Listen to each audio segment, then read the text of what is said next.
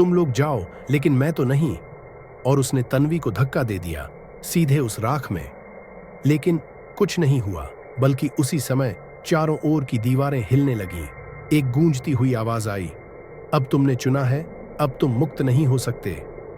राख से एक आकृति उठी, लंबी, बिना चेहरा, लेकिन उसके अंदर कई आत्माएं चीख रही थीं। जतिन भागा, लेकिन वो परछाई उसकी ओर बढ़ी और उसे उसी राख में खींच लिया। उसकी चीख गूंजती रही और फिर शांत थी। मैं और तन्वी सन्न थे। हम दोनों कांपते हुए एक दूसरे के पास खड़े थे।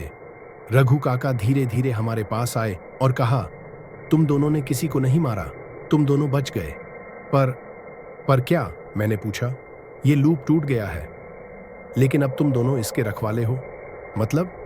अब कोई और फंसेगा तो उसे निकालने का जिम्मा तुम दोनों का होगा, वरना तुम वापस लौट जाओगे उसी पहली रात में। हम स्तब्ध थे, हम जिंदा थे, लेकिन अब हम इस श्राप के हिस्से बन चुके थे। और तभी एक दरवाजा खुला। बाहर सुबह की रोशनी थी। पहली बार हम बाहर निकले, लेकिन हमारे पीछे गेस्ट हाउस की दीवार पर एक अजीब सी परछाई उभरी, जतिन की। क्या हम सच में बच गए, या अब सिर्फ एक और जाल का हिस्सा है? टाइम लूप ट्रैप खत्म हुआ, लेकिन डर अभी बाकी है।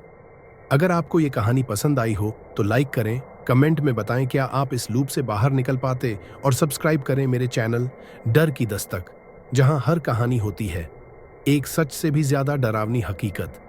घंटी दबाना मत भूलना। अगली बार कौन फंसेगा, कौन जाने।